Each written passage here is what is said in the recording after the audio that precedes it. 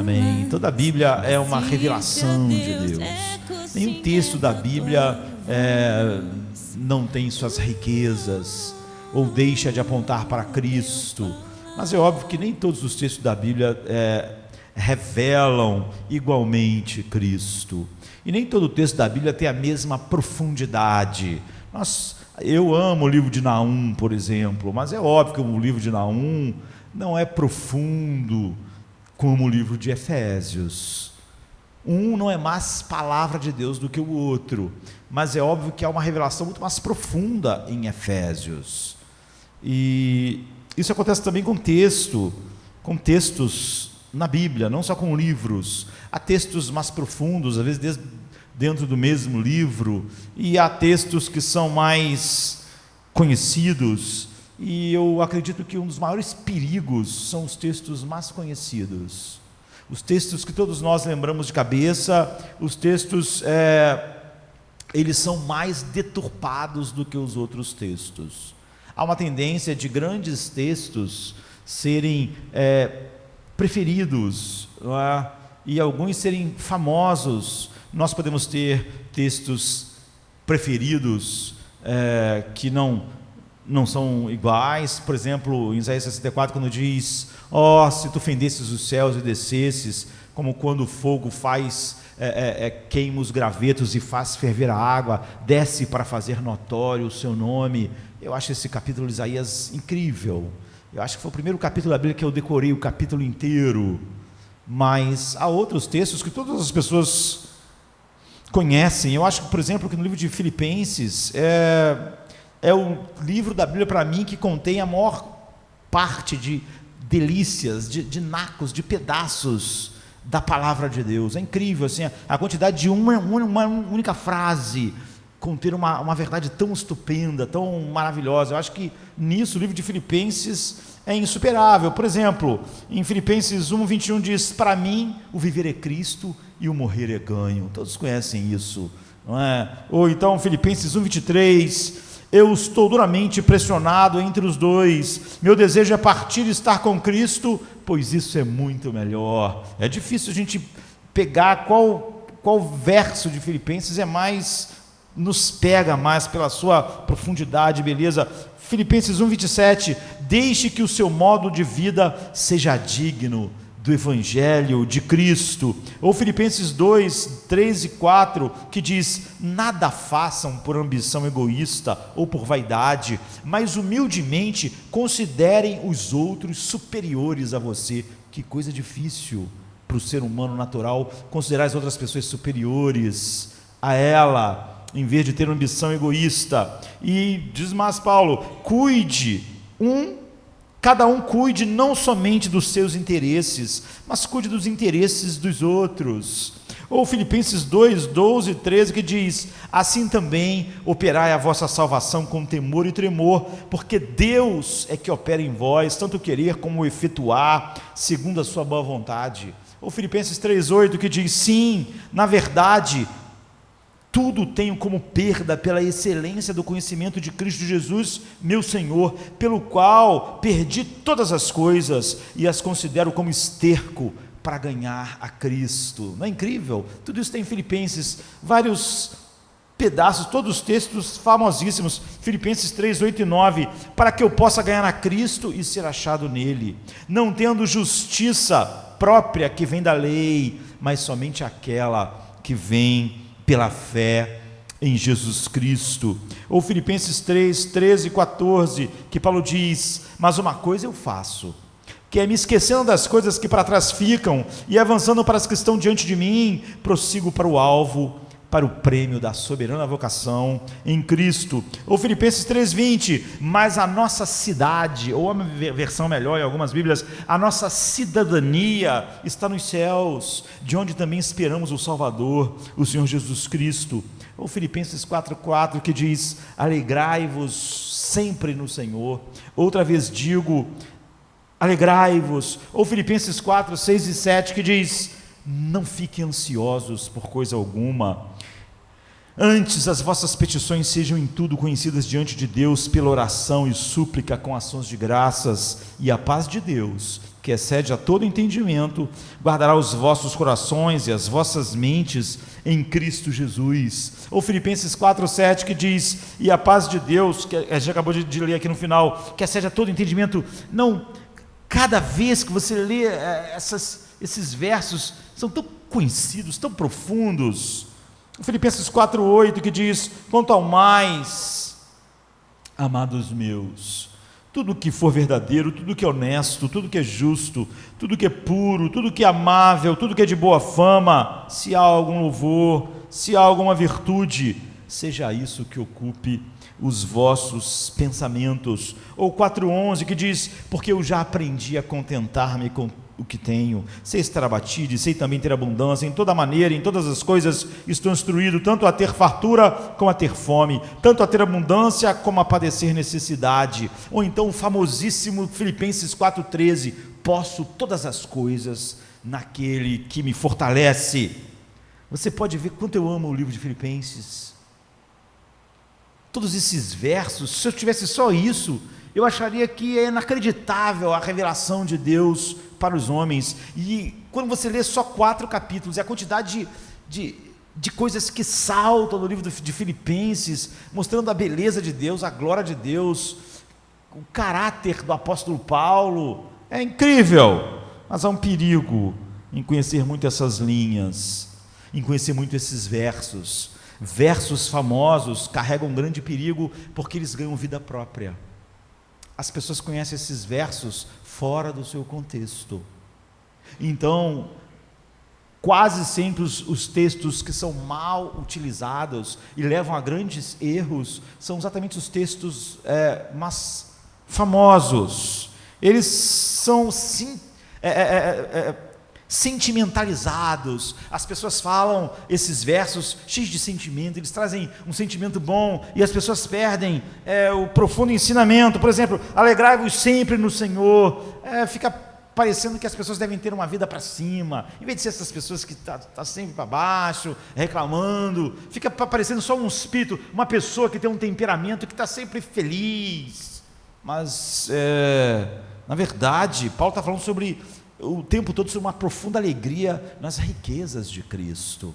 Se uma pessoa não medita muito nisso, não conhece muito isso, ele não conhece essa alegria. Ele não está falando de uma pessoa que é para cima, simplesmente, de uma maneira geral. Ele está falando de uma pessoa que é cheia de alegria por contemplar tudo que Cristo é para nós. A alegria, às vezes a gente chama o livro de Filipenses o livro da alegria, mas não é assim, porque a alegria parece que é um livro que fala sobre alegria. É um livro que é cheio de Cristo, que fala sobre Cristo, que coloca Cristo num lugar tão alto, como um tesouro supremo, que perto dele tudo parece esterco, tudo parece nada. Então uma alegria flui disso. E você vê, eu podia mencionar outros textos famosos, como João 3,16, porque Deus amou o mundo de tal maneira que deu seu Filho. Quão distorcido é esse texto. As pessoas falam desse texto para falar sobre livre-arbítrio, sobre capacidade humana, quando na verdade o texto não está falando nada sobre isso. O capítulo 3 de João está falando sobre regeneração, sobre a incapacidade do homem de gerar a si mesmo. Jesus está conversando com Nicodemos, está dizendo: importa-vos nascer de novo. Nicodemos percebe, se isso é o que Deus requer, da impossibilidade. Ele usa a metáfora e diz: então como é que um homem pode voltar para o ventre da sua mãe? O que você está dizendo é impossível, porque se até no nascimento natural é totalmente impossível que um homem participe da sua geração e do seu nascimento, como é que isso vai acontecer espiritualmente? Jesus diz: não pode, porque esses são nascidos do Espírito, o Espírito sopra onde quer. Os filhos de Deus não nasceram da vontade da carne, nem da vontade do homem, mas da vontade de Deus. Está vendo? É a respeito disso. E Jesus diz que todos esses que nascem do Espírito, vão a Cristo, têm a vida eterna. O texto está dizendo, quando chega em João 3,16, que todos aqueles que são levados a crer, recebem o poder de serem chamados filhos de Deus, todos são salvos. Ele não está dizendo, o texto não está falando sobre a capacidade humana, está falando que ninguém que foi a Cristo deixa de ser salvo. Você vê?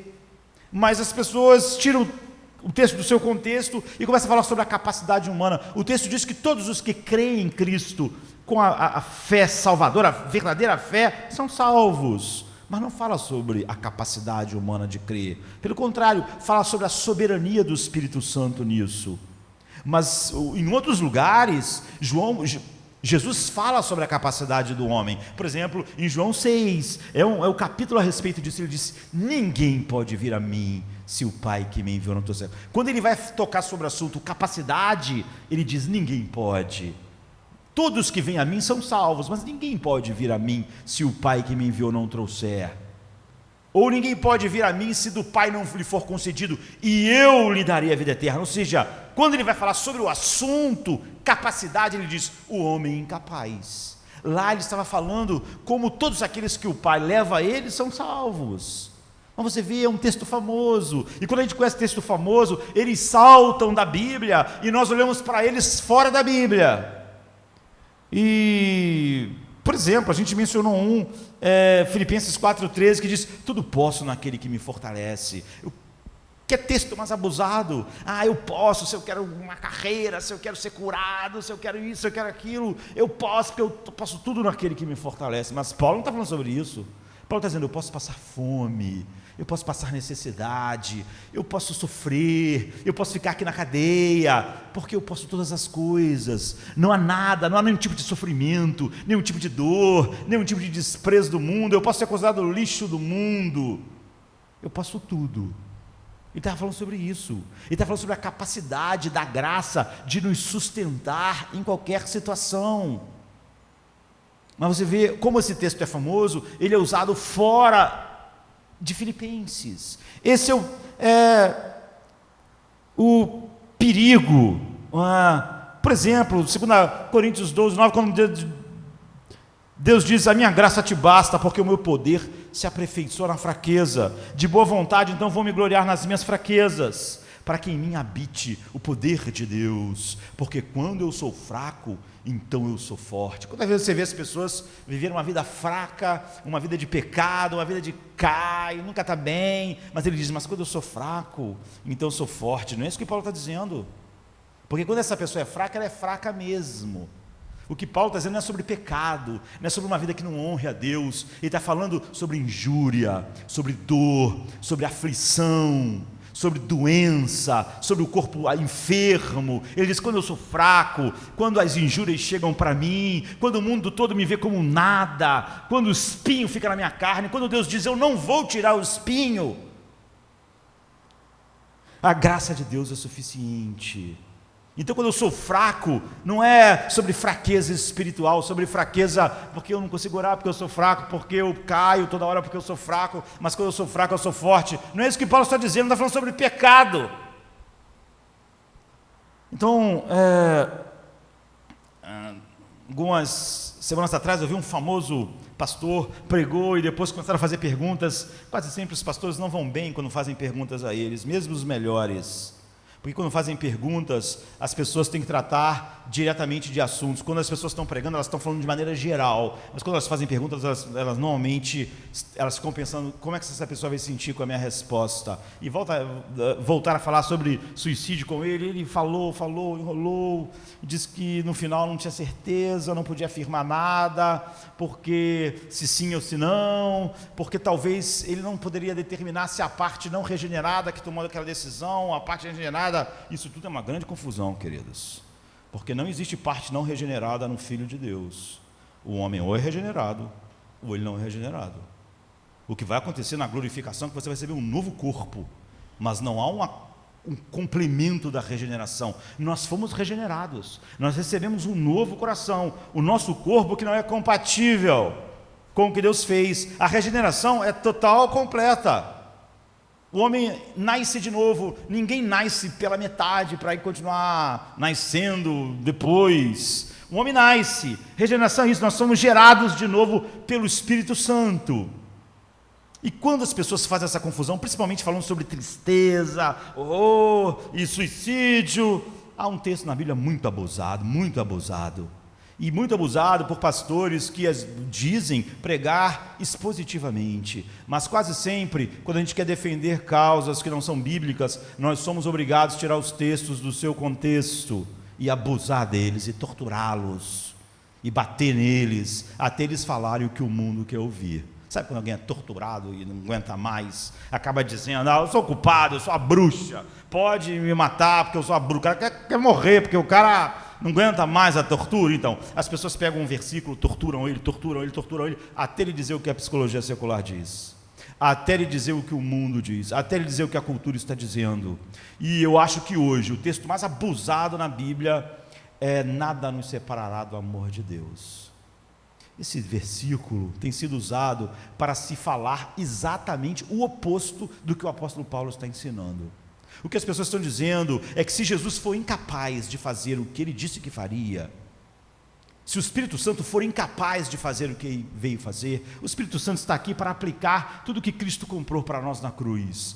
O capítulo 8 de Romanos, que é o capítulo é o maior capítulo da Bíblia, é o ápice da Bíblia. Então, o capítulo de Romanos é sobre a perseverança dos santos. É sobre isso. Nós sabemos como ele começa de maneira gloriosa, dizendo: nenhuma condenação há para os que estão em Cristo Jesus. E aí Paulo começa a falar depois disso sobre santificação. Algumas pessoas podem achar estranho, porque já que ele falou que não há nenhuma condenação, para que falar mais sobre santificação? E ele fala a respeito disso. E quando ele chega no versículo 28... ele começa a falar sobre a grandiosidade do poder que opera essas coisas, razão pela qual os santos perseveram. Não existe na doutrina dos reformadores a ideia de que uma vez salvo, salvo para sempre. Isso não está lá. O que está lá é que os santos perseveram. O poder de Deus que começou algo neles termina o que começou. Que como não é eles que se salvam, é Deus que está salvando eles. Deus começa lá na eternidade e Deus acaba na outra eternidade. Então você vai ver que em Romanos 8 tem o quê? Tem a corrente de ouro. E aos que dantes conheceu, a esses ele predestinou. Aos que predestinou ele chamou. A esses, e só a esses ele justificou. Tu vê que é tudo ele que está fazendo. Então ele não para. Não existe essa coisa, olha, deu tudo errado, Deus não conseguiu, o Espírito Santo não fez, Jesus não conseguiu, mas no final, se ele foi justificado, não é isso que a Bíblia está dizendo. A corrente de ouro diz: os que foram justificados vão ser conduzidos pelo Espírito Santo até a glorificação. Nada vai cooperar para o mal dessa pessoa em sua vida, todas as coisas vão cooperar para o seu bem. Que bem? O bem de glorificar a Deus, o bem de mostrar a beleza de Cristo, porque esse é o bem que ele está falando. Porque tudo cooperou para o bem de Paulo, que ele sofreu, apanhou de cidade em cidade, de tortura em tortura, até ser decapitado. Não parece haver nenhum bem nisso. É porque pela vida e pela morte dele, ele glorificou Cristo, desfrutou Cristo, estava satisfeito em Cristo. Todas essas aflições cooperaram para o bem de Paulo, é sobre isso que ele está dizendo. E ele começa a dizer isso: todas as coisas vão cooperar para o bem. E até que Paulo chega no verso 35 e diz assim: quem nos separará do amor de Cristo?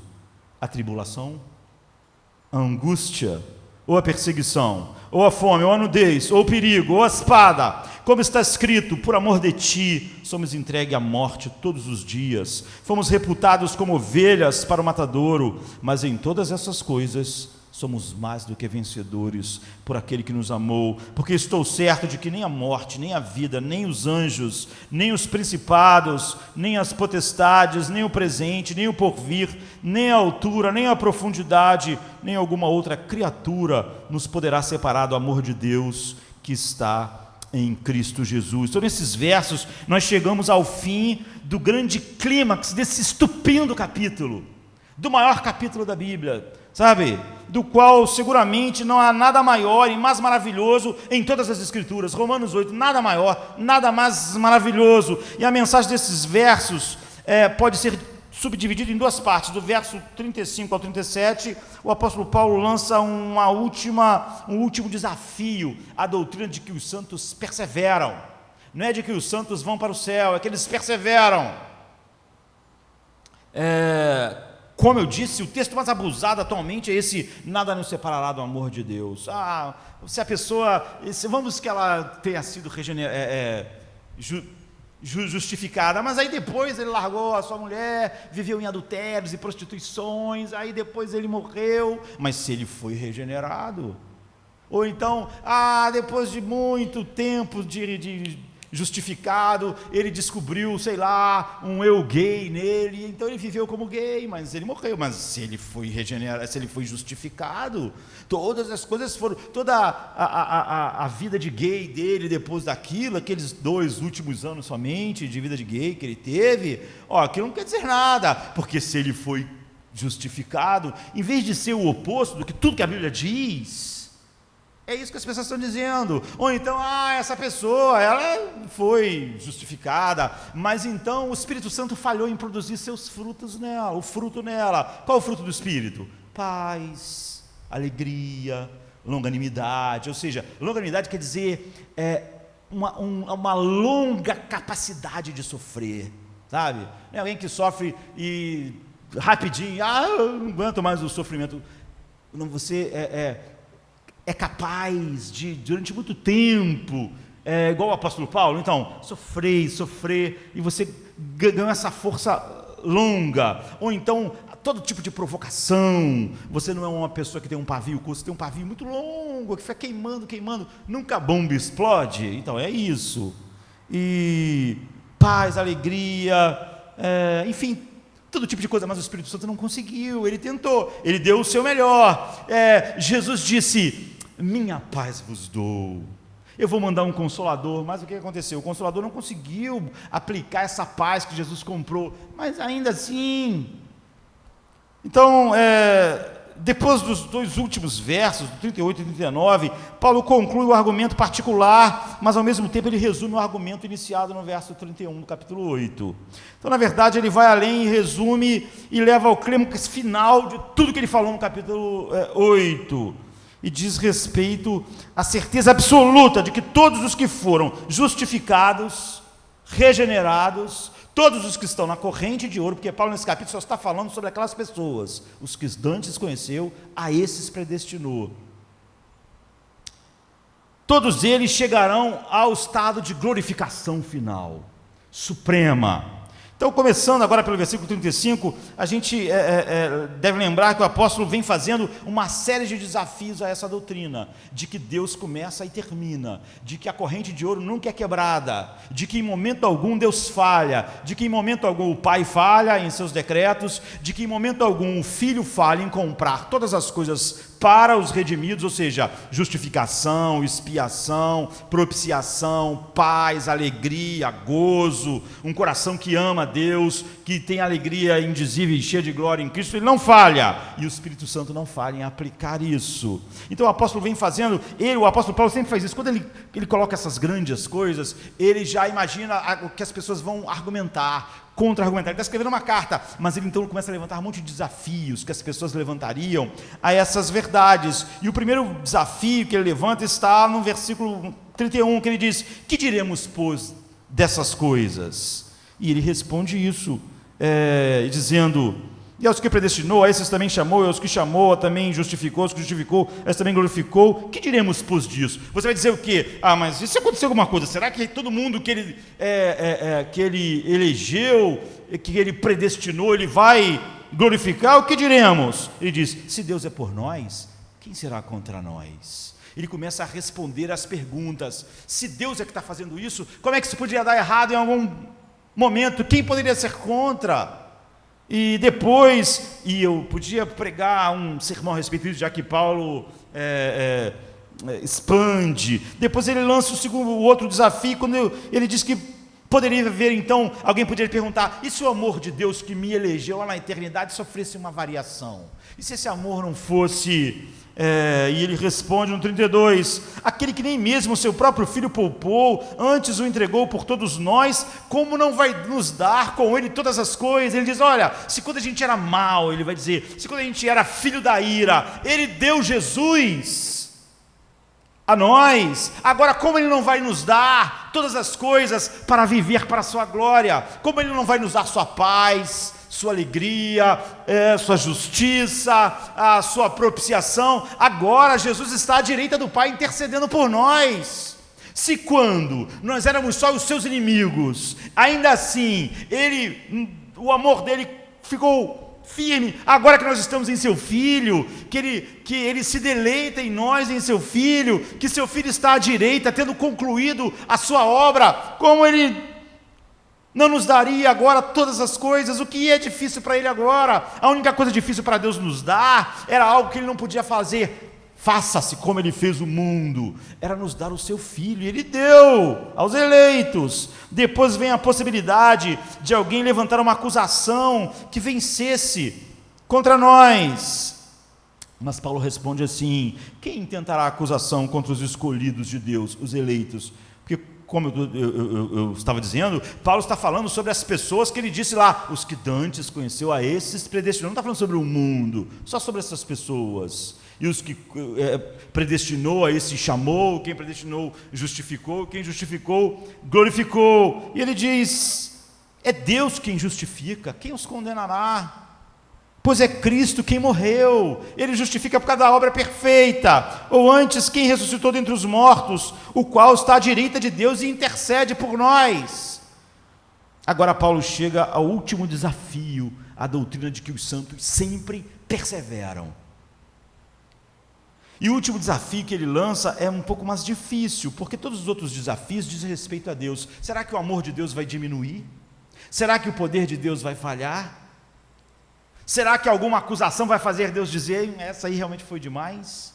Ele está falando sobre acusações em coisas que poderiam acontecer em Deus em relação a nós. Mas agora eu diria que ele vai para o elo fraco que nós poderíamos chamar da questão. Agora Paulo chega ao derradeiro desafio, no qual ele considera a possibilidade de nós fracassarmos diante da dor, da aflição, da agonia, da perseguição, da tortura, da morte, porque era isso que os romanos estavam experimentando.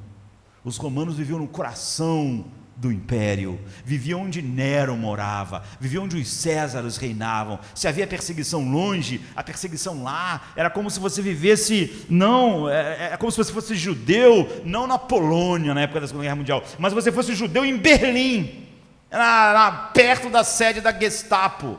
Como é que vai escapar?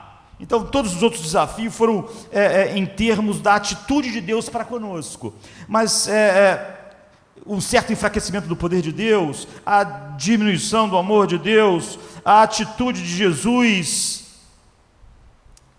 tendo tudo sido confiado a Ele. Mas agora o apóstolo toma um argumento do outro lado: e se nós falharmos? E se nós não suportarmos tamanha pressão, tamanha dor, tamanha aflição, tamanho desprezo, tamanha tortura, tamanha perda? Que será se em consequência das provações, dificuldades, tribulações, nós falharmos, nós não ficarmos firmes em nossa confissão, em nosso amor, em nossa alegria, em nosso deleite em Cristo?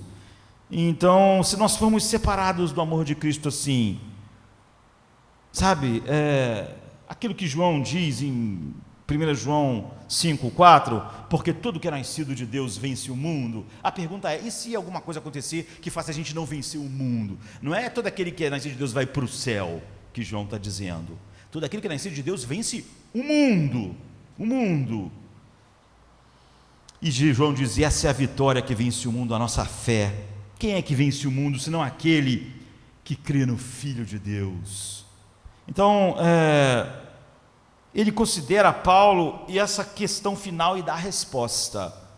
Então, notemos de novo o método de Paulo, que sempre é incrível. Ele faz uma lista das possíveis coisas que poderiam nos tentar, nos destruir, nos levar ao desespero e nos levar a falhar, de tal maneira que a nosso gozo, alegria e paz em Cristo naufragasse. A listinha de Paulo é essa: tribulação, tristeza, perseguição, fome, nudez, perigo e espada. Depois de fazer um trabalho completo, ele faz uma citação do Velho Testamento, do Salmo 44, 22, que diz assim: por amor de ti somos mortos todo dia, somos reputados como ovelhas para o matadouro. Paulo cita esse texto diretamente. Ele não está dizendo que está citando, mas porque a gente conhece a Bíblia, a gente sabe quando Paulo está citando o Velho Testamento. Ele quer dizer que as provações, dificuldades, tribulações vão vir como ondas, fome, espada, desprezo,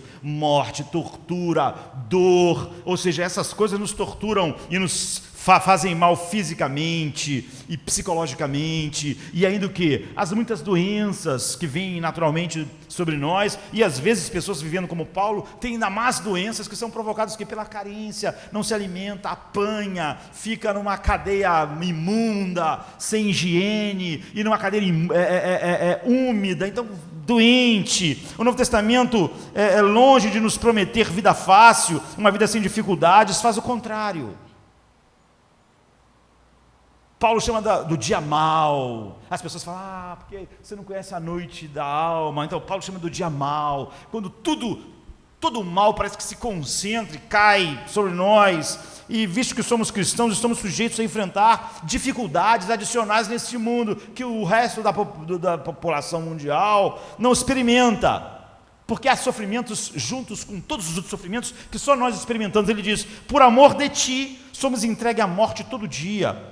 Citando o Salmo, fomos reputados como ovelhas para o matador. Esses cristãos, para quem ele está escrevendo, estão sendo duramente perseguidos por serem cristãos, estão sendo mortos, torturados, perdendo o seu emprego, seu modo de subsistência, o que está levando eles à nudez, à fome, à necessidade, à miséria.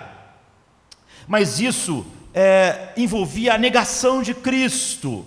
E eles deviam ficar firmes, passando fome, sendo perseguidos por longos anos, às vezes, dizendo, Cristo é suficiente, Ele é minha paz. É por isso que Pedro diz, Jonathan diz quando está pregando sobre Pedro, que a primeira carta de Pedro é sobre dor, sofrimento, cristãos na fornalha, que o cristão é um enigma para o mundo. Da onde eles tiram a alegria deles? Da onde vem? Os romanos só viam desgraça na vida deles. Então, como é que eles têm paz? Como é que eles têm alegria? É sobre isso. Eles eram entregues à morte todos os dias, destituídos, afligidos, atormentados. Hoje diriam, se essas pessoas sofrendo todas essas pressões psicológicas, físicas, se elas negarem Cristo num ato de desespero, mas se elas foram justificadas, pois tudo bem, elas negaram, porque não aguentaram mais, era muita pressão, elas ficaram deprimidas, 5 anos na cadeia, nu, sem roupa, usando trapos. Que ser humano aguenta isso? Ele foi ficando deprimido, tem uma hora que ele não aguentou e negou, não tinha mais alegria em Cristo, não tinha mais nada, mas se ele foi justificado, mas o texto está falando o oposto, você vê? Os cristãos devem esperar tribulações. Os romanos, eles costumavam trilhar o trigo com o que eles chamavam em latim de tribulum, que não era moderno como um trator, mas seria isso, era um trenó que tinha uma grande grade de madeira guarnecida na parte inferior por pedras rijas e dentes de ferro que trilhavam o cereal. O nome disso seria igual aquele trator que nós temos que tem aquela roda de ferro que vai amassando tudo. Então, só que era um trenó, não tinha essa coisa, mas era cheio de pontas de ferro, de pedra. Isso trilhava o trigo. O nome dessa máquina era tribulum, ou seja, ser massacrado assim virou o que? Tribulação. E a impressão dada aqui é de homens que estão sendo batidos e rebatidos e amassados diariamente por tremendas pressões. O cara ia dormir no Império Romano, sendo cristão, sabendo que amanhã ele podia ser morto. Se desse na cabeça do imperador, ele podia inventar uma lei maluca, e podia mandar matar todos os cristãos, e podia mandar fazer como Nero fez, iluminar a cidade com os corpos deles sendo queimados vivos. Podia acontecer qualquer coisa, podia incluir a morte. Então Paulo diz, somos reputados como a ovelha levada ao matadouro. Nós vivemos como uma ovelha a ovelha lá no matadouro, ela sabe que ou é hoje, ou é amanhã, ou é depois de amanhã, mas nós não somos. Essa tribulação não está nos destruindo. Nós, eis a questão que o apóstolo Paulo levanta, nós podemos resistir a isso, nós podemos resistir a essa avalanche de pressão, de tribulação, de viver constantemente com aquela expectativa de que amanhã nós vamos ser assassinados, que vamos ser torturados, que vamos ser queimados, que vamos ser crucificados, que não vamos ter o suficiente para comer, nem dar para comer nossos filhos, a pressão de pensarmos que amanhã nossas esposas podem ser mortas, os nossos filhos podem ser mortos, nós vamos suportar. É isso que ele está dizendo. Esse é o contexto do apóstolo Paulo. Você vê, não seria possível que essas tribulações pudessem cair de uma forma tão profunda que destruíssem todo o nosso prazer em Cristo, toda a nossa alegria nele, de tal maneira que nós não teríamos mais nenhum deleite nele, e o negaríamos, e ficaríamos totalmente numa escuridão da nossa alma, porque a gente é fraco, porque a gente é carne, porque esses inimigos são poderosos, porque eles nos desgastam mental e fisicamente, todos os dias. Nós não sofremos essa pressão uma vez na semana, nós vivemos semana após semana, anos após anos, como cristãos no Império Romano, sobre essa pressão. Grande parte das pessoas que cultuavam conosco há um ano atrás estão mortas, e a chance de nós estarmos mortos é enorme, e nós estamos sobre essa pressão constante. Nós chamaríamos de estresse hoje, né? Esse estresse, essa é a realidade dos cristãos que receberam a carta de Paulo aos Romanos.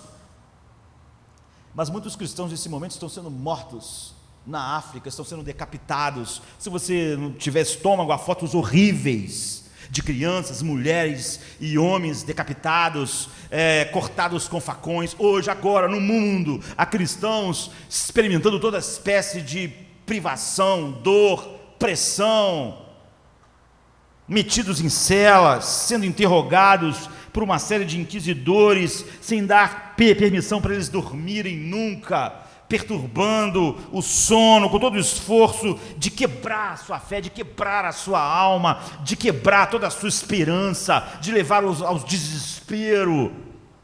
E como eles podem resistir a isso? Paulo está dizendo: como vocês podem resistir a isso? Como eu posso resistir a isso? Como os cristãos em todas as épocas. Então, praticamente o que Paulo diz é: eu ensinei a vocês que nada vai separar a gente do amor de Deus. Nada, nenhuma dessas coisas. Quem? Nós quem? Nós quem? Os que dantes conheceu, verso 28, a esses ele predestinou, a quem predestinou ele chamou. Eu lhes disse que se vocês estão justificados, vocês foram chamados, vocês foram predestinados, vocês vão ser glorificados, e todas essas coisas estão seguras, e por isso nós nos gloriamos nas tribulações. Elas se tornam leves e momentâneas. Eu ensinei a vocês a doutrina da perseverança dos santos. Mas será que é verdade? É o que Paulo está falando nesse último desafio. Será que isso pode prevalecer sobre todo tipo de provação, aflição que o homem pode produzir, e Satanás e o mundo? O apóstolo responde a essa questão como ele respondeu às outras objeções que a gente viu, e sua resposta é dupla. É interessante notar que ele realmente dá a resposta na mesma forma da questão que ele coloca. Quem nos separará do amor de Cristo? Nos separará quem? Aqueles que Deus predestinou, amou, chamou. Naturalmente, é a esses que ele está dizendo, não é? Aqueles que ele vinha falando no capítulo 28, os que de antemão conheceu, predestinou, chamou, justificou, glorificou. Logo, no instante que ele diz nós, em certo sentido ele dá a resposta. Deus está fazendo isso. Isso não dependeu, ser escolhido não dependeu de nós. Ser predestinado não dependeu das nossas capacidades. Ser chamado não dependeu da nossa sabedoria, foi o chamado eficaz. Ser justificado não dependeu de nós, ele fez. Tudo ele que está fazendo, ele está fazendo. A parte adicional da resposta na forma de pergunta, quem nos separará do amor de Cristo? Você vê, ele está dizendo, o que produz, o que faz, o que produz o nosso amor, é o amor dele. Você vê que ele está dizendo assim, quem nos separará do amor de Cristo? Ele fala, quem vai acabar com o nosso amor? Não é isso que ele está dizendo, quem vai nos separar do amor de Cristo? Ou seja, a única forma de o nosso amor morrer é se o amor dele morresse, porque nós amamos ele porque ele nos amou primeiro. O nosso amor é fruto do amor dele, do amor poderoso dele. Então quem vai nos separar deste amor de Cristo que se apoderou de nós, lá na eternidade? que nos separou, que o Pai nos amou e nos deu o seu Filho, então o Filho nos amou. Paulo pergunta: quem pode nos arrancar deste amor? Que poder, que força? Então, eis de novo a resposta: isso absolutamente independe de nós, dos nossos hormônios, das nossas capacidades. Isso é Deus fazendo. Ele não pergunta: pode o nosso amor por nós mesmos resistir a todas essas coisas? Não é isso que ele está dizendo. É como alguém pode destruir o que produz isso em nós. Então o amor de Cristo por nós resiste a tudo isso, e imediatamente isso muda toda a situação, não é verdade? A prova que esse é o sentido, o amor de Cristo nesses versos, é a resposta de Paulo: mas em todas essas coisas nós perdemos, mas pelo menos vamos para o céu. É isso que ele diz. Em todas essas coisas, tribulação, horror, tortura, angústia, nós somos mais do que vencedores. Elas nunca nos derrotam, nunca. Quem? Os que dantes conheceu. Somos derrotados, mas não importa. Não. Eu, queridos, nunca quero consolar onde Deus não consola, sabe? Eu nunca quero dizer para as pessoas paz quando não há paz. Se uma pessoa diz para mim que não tem nenhuma evidência nela de que ela está em paz com Deus, eu não digo para ela que está tudo bem. É óbvio que quando a primeira coisa que você quer fazer para alguém é fazer ela se sentir bem, e psicologia secular, por exemplo, é sobre fazer o outro se sentir bem. O Evangelho é sobre a verdade. Não é? Dizer para uma pessoa que ela está debaixo da ira de Deus, por exemplo, não faz ela se sentir bem, mas essa é a verdade, até que Deus o tire ela daquele lugar. Mas se você quiser fazer essa pessoa se sentir bem, é óbvio que você precisa de psicologia e não do Evangelho. A Bíblia diz: por meio dele nós triunfamos nessas coisas.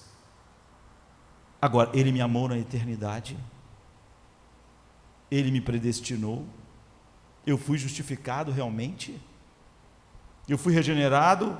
Lá no fim da declaração encontramos as mesmas palavras: nenhuma dessas coisas nos poderá separar do amor de Deus. Lá no final do capítulo, Paulo repete isso, que está em Cristo Jesus nosso Senhor. Portanto, em todo o contexto, não é nosso amor a Cristo e nosso amor pelo Pai que é a fonte de sustentação, mas é o amor de Cristo por nós e o amor do Pai por nós. É o amor de Cristo por nós que faz isso, é o amor do Pai por nós que opera o querer e o efetuar em todas essas situações. Então já temos assim a resposta à pergunta, na mesma forma em que ele formula a pergunta. Mas também é interessante e importante observar que o apóstolo Paulo coloca a sua asserção no pretérito, não é? Somos mais do que vencedores, não vamos ser. Não vamos, depende do que vai acontecer. Eu estou falando isso, mas também eu não sei o que vai acontecer. Pode ser que haja um tipo de tortura que o Império Romano invente, ou um tipo de aflição, ou o tribulum que eles tragam para passar sobre nós seja tão grande que aí não vai dar. Mas pelo menos até aqui deu. Não, ele está dizendo: nós somos. Nós não seremos mais do que vencedores. Essas coisas são totalmente incapazes.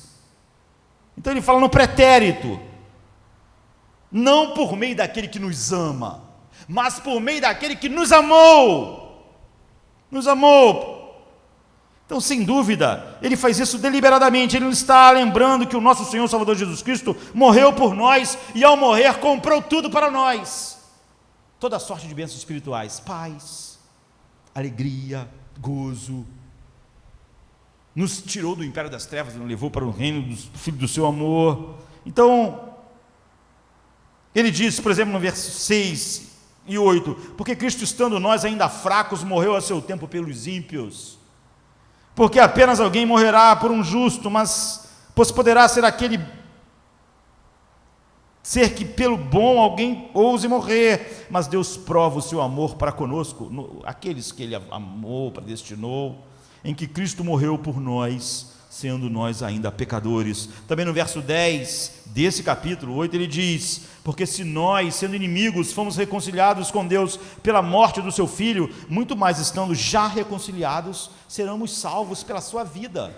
O poder da sua vida está em nós, Ele está à direita do Pai, intercedendo por nós. O argumento de Paulo é o seguinte: se Cristo fez isso por nós, quando nós éramos seus inimigos, pecadores que o odiavam, blasfemos, estranhos, adversários, Ele vai continuar a nos salvar agora. O poder dele infinito está sobre nós. E tendo morrido para nos comprar, Ele não ia aplicar o que Ele comprou, Ele se entregaria na cruz para a gente ter paz, e não ia nos entregar a paz. Ele morreria na cruz para que nós tivéssemos a alegria que Ele tem com o Pai antes da fundação do mundo, e essa alegria não ia chegar a nós. A morte dele seria inútil, vã, incapaz. Então já encontramos esse argumento no verso 34 desse capítulo. Ele diz: quem nos condenará? Pois é Cristo quem morreu. A primeira réplica então é que Cristo provou o seu amor com o fato de que Ele morreu por nós. Então nada agora mais pode falhar, pois a única coisa difícil para Deus, que era o Pai entregar seu Filho, e o Filho se tornar um homem, e se esvaziar e morrer, e o Espírito Santo vir habitar em nós para aplicar essas coisas, tudo isso foi feito.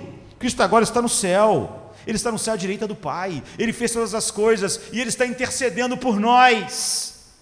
Portanto, o que Ele diz é que o amor de Cristo por nós, com o poder de Cristo, nos manterá seguros continuamente, glorificando Ele, sendo fiéis, mostrando que Ele, como a gente estava vendo na semana passada, o viver é Cristo. Então o morrer é lucro. O morrer de alguém só é lucro nesse sentido se o viver é Cristo. Alguém que quer morrer porque a vida é difícil, é óbvio que o viver dele não é Cristo. O morrer não vai ser lucro. Mas se o viver é Cristo, é o deleite em Cristo, é experimentar os sofrimentos de Cristo, é ter alegria em Cristo, então o morrer é lucro, porque o morrer também é Cristo, só quando o viver é Cristo. Então nada nos pode separar desse amor, porque o seu amor por nós é todo poderoso. Só um poder maior do que o amor de Deus poderia parar o que o amor de Deus está fazendo. Mas o que é mais poderoso que o amor de Deus? Agostinho, Sócrates, Agostinho falando a respeito de Sócrates, de Platão, ele diz: eu li muitas coisas interessantes, mas eu nunca li nesses grandes filósofos um deles dizer: vinde a mim e eu vos darei descanso, e encontrareis descanso para as vossas almas. Nunca vi alguém dizer isso. Só Ele pode dizer: se alguém vem a mim, ele ganha paz, ele ganha descanso, ele ganha satisfação, porque Jesus não é, como eu já disse aqui algumas vezes, não é Buda, Ele não é um cara que diz: olha, vou ensinar você um método para você ter paz, se você se esforçar muito, quem sabe você consegue. Ele diz: a minha paz eu vos dou. No mundo, não é porque eu vou ajeitar as coisas para o mundo ser maravilhoso, no mundo vocês vão ter aflições, tribulações, o tribulum vai ficar passando em cima de vocês, então do mundo vai vir tribulações, aflições, mas de mim vai vir paz, paz, paz. Então há uma declaração maravilhosa concernente a esse amor no capítulo 5 da Epístola aos Efésios, começando no verso 25, que Paulo diz assim: vós maridos, amai as vossas mulheres, como também Cristo amou a igreja e se entregou por ela. Agora, por que ele fez isso? Porque Jesus entregou por ela para a santificar, purificando-a com a lavagem da água pela palavra. Ou seja, Ele se entregou para que nós, agora regenerados e justificados, fôssemos santificados por Ele, pelo Espírito, através da palavra. É por isso que Ele se entregou. Isso nunca vai falhar para todos aqueles que Ele se entregou. Ou seja, para que o Espírito santificação produzisse continuamente o crescimento desse fruto: paz, alegria.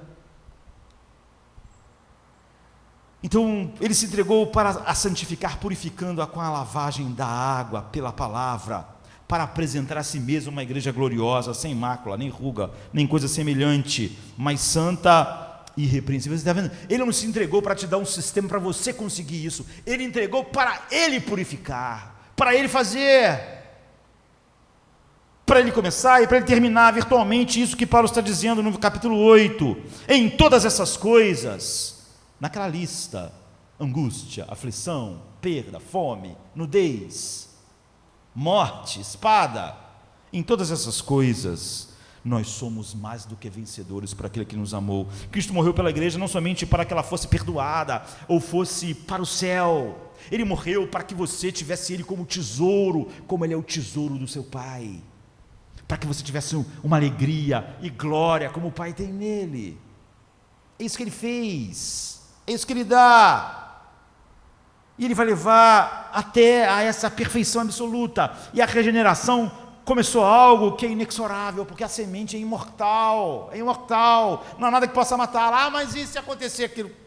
Imortal, deixa eu explicar, é aquilo que não morre.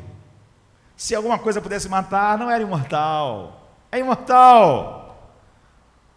E a Bíblia diz então que essas pessoas com esses novos corações vão contemplar a glória de Deus na face de Cristo em suas vidas. E o que vai acontecer com elas? Elas vão crescer de um grau de glória para outro grau de glória, sempre, sempre.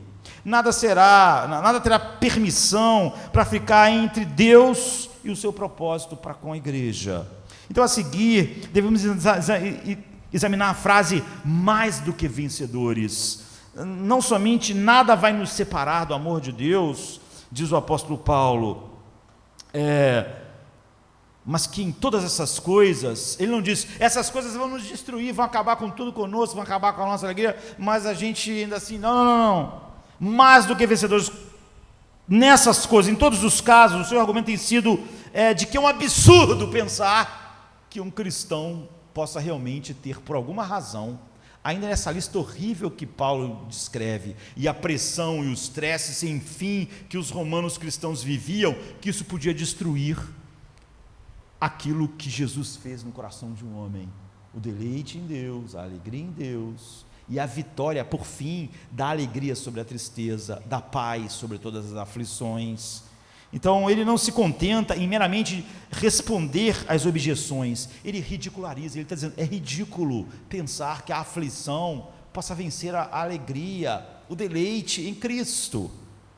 Não somos apenas habilitados por seu amor a ficar firme, isso já seria incrível. Se Paulo dissesse, pelo amor de Jesus, nós somos habilitados a ficarmos firmes em todas as situações, todas as tribulações, todas as angústias.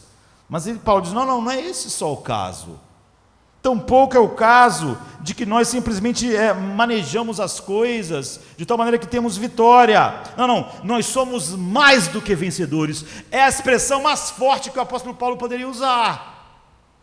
O cristão não é alguém que maneja as coisas para conseguir entrar no céu. Ele é mais do que vencedor sobre todas as coisas. Ele não apenas resiste à tribulação, ao Império Romano, Paulo diz, as aflições, as angústias, as perseguições, a morte, ao fato de nós sermos como ovelhas esperando a morte. Não, nós não vencemos isso, nós arrasamos essas coisas. Nós não vencemos, nós mais que vencemos. É difícil pensarmos o que é mais que vencer, é arrasar. Vencer, venci, 1-0, foi difícil, mas vencemos. Para dizer o seguinte, nós não vencemos, nós destruímos, nós arrasamos. Todo homem regenerado e justificado é habilitado para sobrepujar totalmente essas coisas. Ele não somente as vence, ele é mais do que vencedor sobre elas. E não esqueçamos que ele botou morte na lista, ser assassinado. Ele diz o que? O assassinato ia nos levar a perdermos a alegria em Cristo, a nos desesperarmos, a ficarmos deprimidos e arrasados. Ele diz, não, nós somos mais do que vencedores quando eles nos matam, mais do que vencedores se eles ameaçarem nos jogar aos leões. Nós não ficamos com um colapso nervoso, porque amanhã é o dia de sermos levados na arena dos leões. A graça de Deus é suficiente para esses dias, para essas horas. O amor de Deus não se separa de nós, nos sustenta, nos capacita. Nós não vamos só até os leões, nós vamos ser mais do que vencedores indo para lá. É isso. Tudo quanto possa vir contra nós está incluído nesse mais do que vencedor, em todas essas coisas. Nada fica de fora, nenhuma dor, nenhuma aflição, nenhuma angústia, nenhuma daquelas coisas que ele botou na lista. Você vê o que Paulo está ensinando quando ele diz que nada nos separará do amor de Deus, como exatamente o oposto do que as pessoas dizem. Mas como é que o cristão é feito mais do que vencedor sobre todas essas coisas? Pelo amor de Cristo. O amor de Cristo que faz isso, como a gente demonstrou. Como funciona? Já respondemos num certo sentido, quando nós mencionamos e já estudamos aqui o verso 28, onde Paulo diz: sabemos que todas as coisas contribuem juntamente para o bem daqueles que amam a Deus. Portanto, nenhuma dessas coisas vai produzir em nós menos do que o bem. E qual é o bem? Qual é o bem que alcançou os salvos? Eles amam a Cristo. Cristo é a pérola de grande valor para eles. Tudo vai fazer o amor de Cristo aumentar. Tudo vai aumentar aquilo que Deus deu a eles e não diminuir. Paulo está simplesmente expondo o ponto do capítulo 28, do versículo 28, que todas as coisas cooperam para nossos bens: morte, aflição, perseguição, tortura, assassinato, todas as coisas vão contribuir para o nosso bem. Ele só está enfatizando de uma forma diferente. Como é que somos feitos mais do que vencedores sobre essas coisas quando elas chegam? Então ele nos ajuda a enxergar a natureza da vida nesse mundo. O maior perigo que confronta o cristão é tanto a oposição do mundo, mas quanto também as seduções do mundo. Nenhuma coisa nem outra sobrepuja o amor de Deus que produz no cristão o querer e o efetuar daquilo que Ele planejou para nós. Quando o mundo nos persegue, nos trata duramente, nós não ficamos pensando: por que Deus está deixando isso acontecer? Jesus disse para uma igreja assim em Apocalipse: vocês vão ser entregues e vocês vão morrer, vocês vão ser fiéis até a morte, ou seja, vão continuar se deleitando em mim como mais valioso que a vida, tendo paz em mim, porque é assim que vocês me glorificam no mundo. Ele disse para Pedro: você vai ser assassinado, Pedro, porque é assim que você vai me glorificar no mundo. Só que ele disse isso a Pedro décadas antes de Pedro morrer. Imagine viver décadas sabendo que você vai ser assassinado. Imagine se Deus dissesse para hoje assim: você vai me glorificar, você aí, morrendo de câncer. Como é que você viveria? Pedro viveu muito bem. Se Deus disse que essa era a maneira que Ele ia glorificar, ia mostrar que Cristo é muito maior do que a morte, do que o câncer, ou do que o assassinato, então isso é bom. Pedro viveu assim, e quando Pedro escreve sua carta, ele diz: a minha partida está próxima. E eu quero dizer a vocês que vocês têm uma alegria indizível e cheia de glória nele, então eu também. Chegou a hora de eu morrer, está chegando a hora de acontecer aquilo que Jesus disse que ia acontecer, que eu ia ser assassinado. E eu quero repetir para vocês o Evangelho, por isso eu não me canso, porque ele é suficiente. Então, como o versículo 17 diz: se com ele padecemos, nesse capítulo, nós seremos glorificados com ele. Ou seja, o cristão é alguém que sabe padecer com Cristo, sabe sofrer toda espécie de aflições, porque o amor dele sustenta essas pessoas.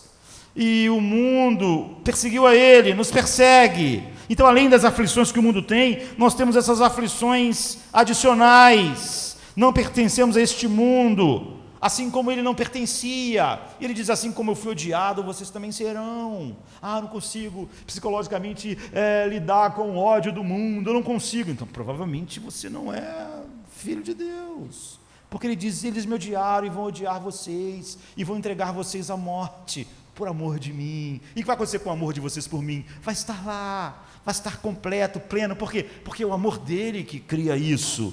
Isso já nos habilita a ver o verdadeiro caráter desse mundo, como ele é escuro, como ele não ama nada que Deus é. Então as provações, as tribulações nos levam não ao horror, Paulo diz, nos levam a pensar na glória. É isso que Paulo diz. As aflições, a tentação que elas trazem é você perguntar: por que Deus está acontecendo acontecer? Por que Deus não me protege? Ou então a aflição costuma dizer o que disse para Jesus na cruz: se você é filho de Deus, por que você não desce da cruz? Se você fosse filho dele, ele não ia te livrar disso? Ele ia deixar você dormir, você morrer nu na cruz, sem proteção? Ele ia deixar? Então, quando essa ideia, nós estamos de volta ao versículo 28, porque ele diz assim: porque para mim tenho por certo que as aflições, esse é o capítulo 28, é o capítulo 8, é o mesmo capítulo, porque para mim eu tenho por certo que as aflições deste tempo presente não são para comparar com a glória que em nós há de ser revelada. Paulo está dizendo assim, quando nós sofremos, o que isso faz? Isso faz nós pensarmos mais na glória, e elas são incomparáveis, incomparáveis. As provações não induzem nós pensarmos que Deus não nos ama, ou que produzir em nós uma não visão da glória de Deus. Pelo contrário, elas fazem nós pensarmos, todas essas aflições não tem comparação com a glória dele, a glória que nós já estamos vendo em seu Filho, e que vai ser revelada. Você vê, a aflição nos levam a achar que, por causa da glória, elas são leves e momentâneas. Não nos leva ao desespero. Eles conduzem a nossa atenção para a glória prometida e nos fazem aspirar por essa glória e pensar, quando nós pensamos nela, é incomparável. Toda a dor que o mundo pode produzir e as aflições é incomparável. O que eu tenho em Cristo já é tão doce, mas é o que há de ser revelado. Então, Paulo diz, nossas leves e momentâneas. Está vendo? Isso que as pessoas dizem ser algo, não é possível, os hormônios entram em colapso com todas essas pressões. Paulo diz, nossa leve e momentânea tribulação. Que leve? Assassinato? Tortura? Crucificação? Devorado por leões? Apanhando? Cadeia? Leves e momentâneas? Mas é porque essas pessoas têm um coração, elas contemplaram a glória de Deus na face de Cristo. E nós sabemos o seguinte, Paulo diz, nós mesmos que temos as primícias do Espírito, nós quem? Só esses. Paulo nunca está falando para o homem natural, queridos. Nós que temos as primícias do Espírito, fomos regenerados e o Espírito Santo habita em nós, também gememos em nós mesmos, esperando a adoção, a saber, a redenção do nosso corpo, porque em esperança nós fomos salvos. Ora, a esperança que se vê não é esperança, porque o que alguém vê, como esperará? Mas se esperamos o que não vemos, com paciência e esperança. A esperança em nós sempre vence. Nós esperamos o que não vemos, mas essa esperança é totalmente vencedora. Nunca o medo vence, nunca o desespero vence. Essas provações, aflições e tribulações, elas aumentam nossa esperança, não diminuem. Eis, pois, como nós somos mais do que vencedores em todas essas coisas. Ademais, as provações nos lembram como nós temos visto a nossa relação com Ele, como somos o seu povo e como a sua marca está em nós. Ele fixou o seu coração em nós, Ele colocou o seu propósito em nós na eternidade, Ele socorre o seu povo, Ele nos ajuda, Ele sorri para nós em seu Filho. A graça dele sempre é suficiente quando nós somos fracos, como nós vimos quando Paulo estava falando sobre isso. Ele estava falando assim, que eu vou me gloriar nas injúrias, nas aflições, nas perseguições. Por quê? Porque quando essas coisas acontecem, eu sou fraco assim, aos olhos do mundo, apanhando, sofrendo, então eu sou forte, porque a graça dele se mostra mais gloriosa nas aflições. Porque se a graça dele fosse suficiente para os bons dias, vamos combinar, isso não seria uma grande graça, mas a graça dele é suficiente, sem o espinho sair, sem a dor sair, sem a aflição sair, é a graça que vence. É a graça. Muitos santos disseram que os tempos de aflição, eles receberam muito mais. Como o Salmo 119, 71 diz, foi bom para mim ter sofrido. Quem pode dizer isso? Se o sofrimento o destruísse. O salmista está dizendo isso porque quando eu sofri, eu conheci mais de Deus, conheci mais da sua graça. Mesmo o final, que é a morte, pois o que é a morte para nós? Paulo disse, se o nosso viver é Cristo, morrer é ganho. Então o cristão pode sorrir na face da morte, não só morrer dignamente. O cristão, ele canta hinos que zombam da morte. Ó morte, onde está a tua vitória? Ó morte, onde está o seu aguilhão? Cristo ressuscitou. É o que Paulo canta. Sorrir, não desespero. Todas essas coisas simplesmente nos forçam a considerar essas aflições, essas tribulações, quem nós somos, nossa relação com Deus, nossa relação com Cristo. Em outras palavras, todas essas coisas contribuem para o nosso bem. elas não matam o nosso amor por Cristo. Todas essas coisas não matam a nossa paz, nem nossa esperança. É o contrário. Elas contribuem para o nosso bem, para o bem daqueles que amam a Deus. E quem são esses? Daqueles que foram chamados segundo o seu decreto.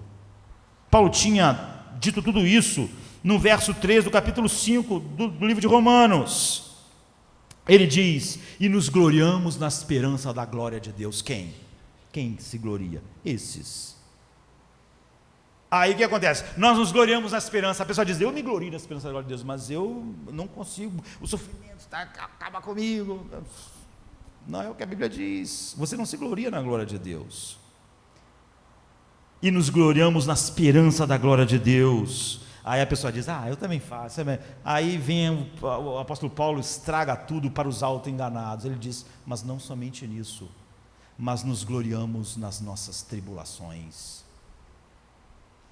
Por quê? Porque elas contribuem para o nosso bem. As tribulações não nos destroem. O que elas fazem? Nós somos mais do que vencedores. No capítulo 5 ele diz o que elas fazem. As tribulações produzem horror, desespero, é o que ele diz. As tribulações produzem paciência, e a paciência, experiência, e a experiência, esperança. O que a tribulação produz no Filho de Deus? Desespero. Produz esperança. O oposto, ela produz o oposto do que ela produz no homem. Nos gloriamos nas tribulações, porque elas produzem em nós, elas cooperam para o nosso bem. Como? Porque nós somos arrasados e destruídos, mas no finalzinho, esfarrapados, chegamos ao céu, não tendo nenhum prazer em Cristo, nem paz nele, nem alegria nele. Isso não existe na Bíblia.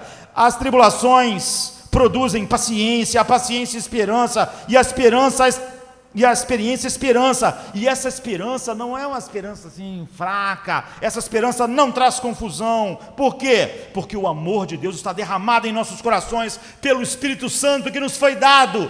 Essas tribulações não deixam o nosso coração confuso sobre o amor de Deus e nem nos separa desse amor. Por quê? Porque o Espírito Santo é que derramou este amor em nossos corações.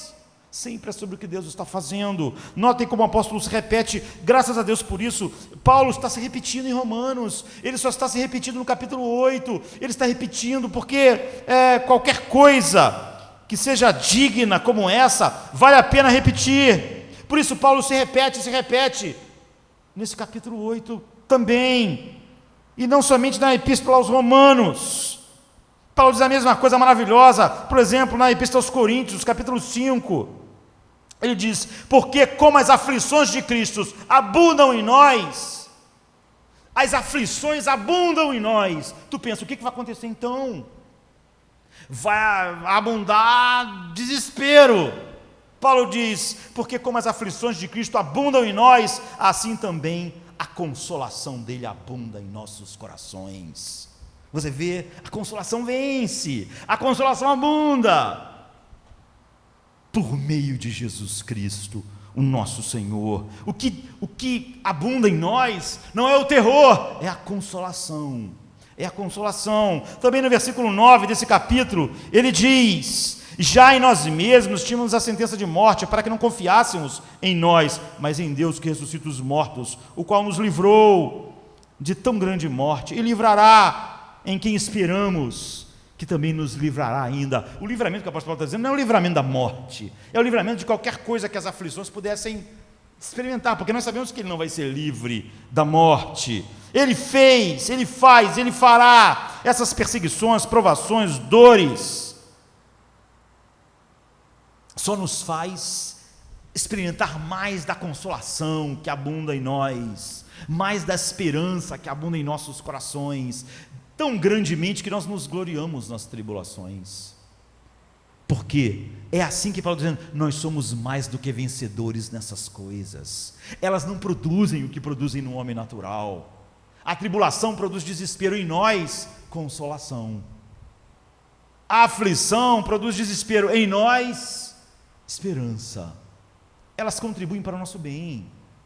Elas não podem contribuir para nosso mal. Ainda no capítulo 4 da segunda epístola aos Coríntios, no versículo 17 e 18, Paulo diz: a nossa leve e momentânea tribulação.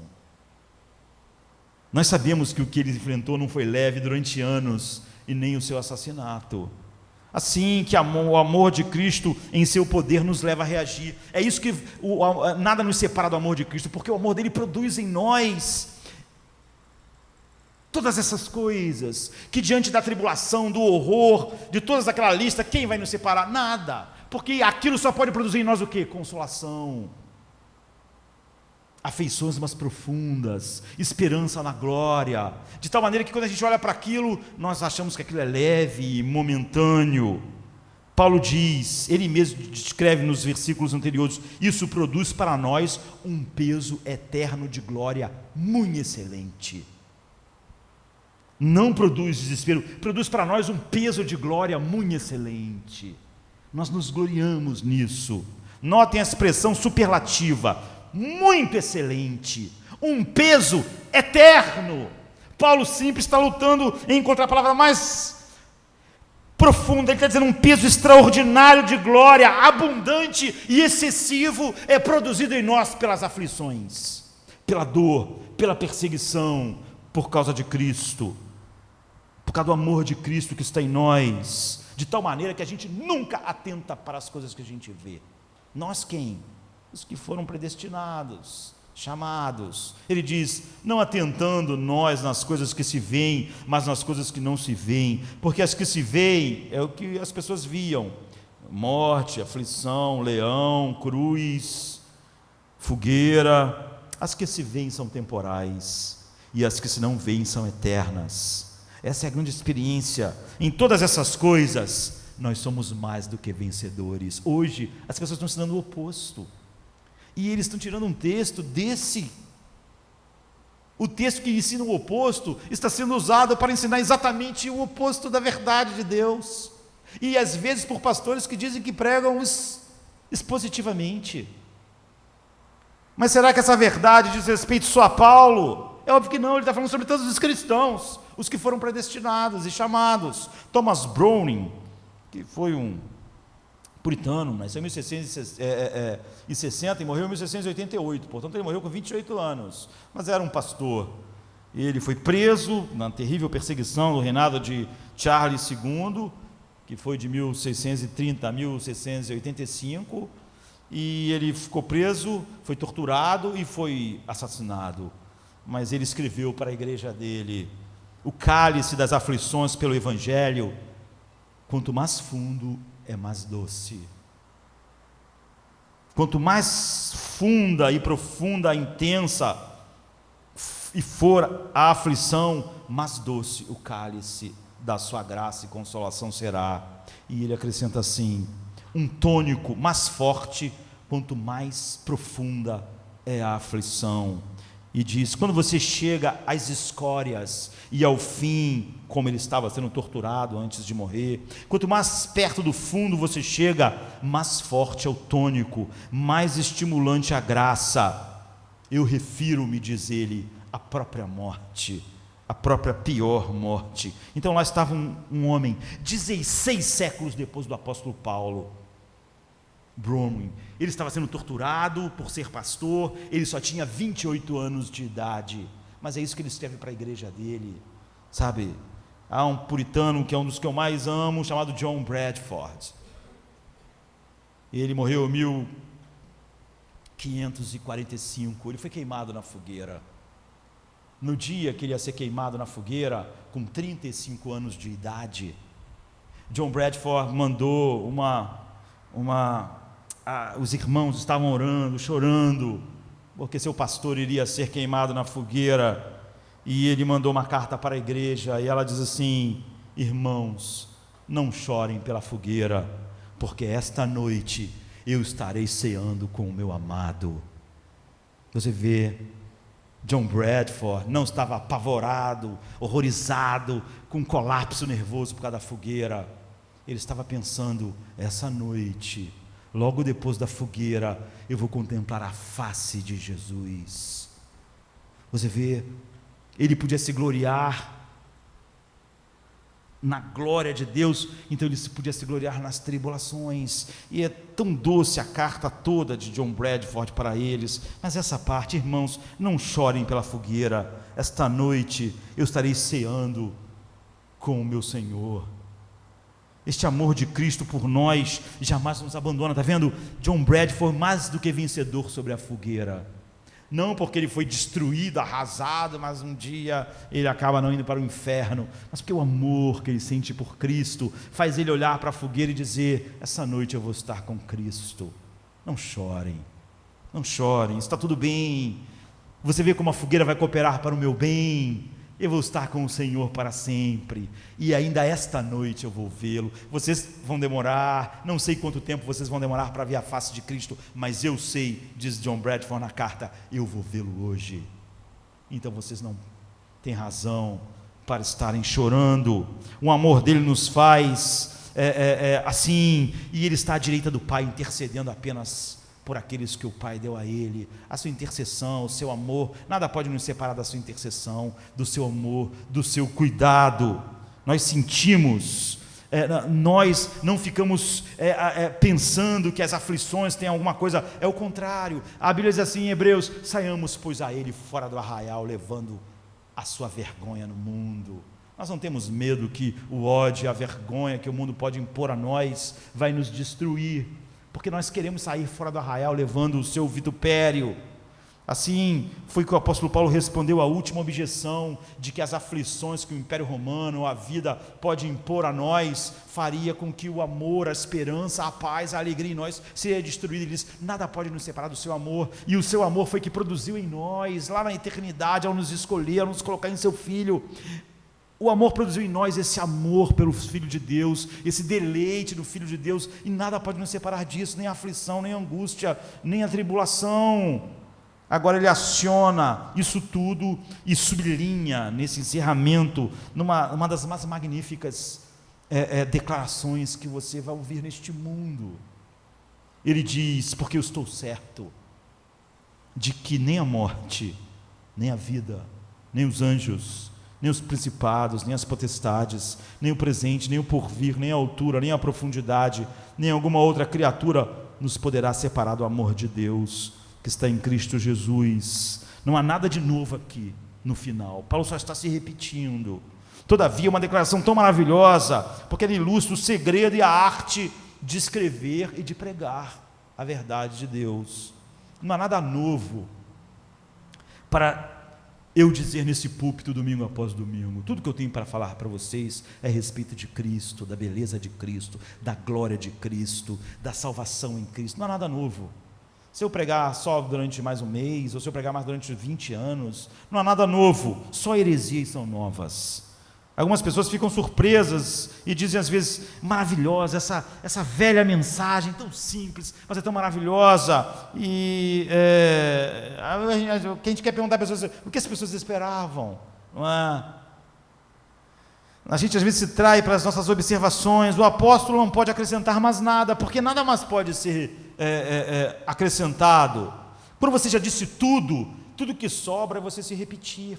É tentar incutir mais profundamente, é tentar ampliar aquilo que você disse, fazendo as pessoas enxergarem mais dessa glória. Então ouça, porém, o que está sendo repetido, porque ele está fazendo um resumo final de tudo que ele falou para aquelas pessoas, como era impossível que por fim, qualquer tipo de aflição que o Império Romano, a vida inventasse, pudesse produzir nelas a não ser o bem, mais esperança, mais consolação, e eles não serem mais do que vencedores em todas aquelas coisas, porque é isso que o Espírito Santo está fazendo em nós. O reino de Deus é justiça, alegria e paz no Espírito Santo. O que o Espírito Santo está fazendo em nós, ele aplicou a justiça de Cristo, a justificação, mas não é isso. O reino de Deus é justiça, alegria e paz no Espírito Santo. É isso que ele está fazendo, para que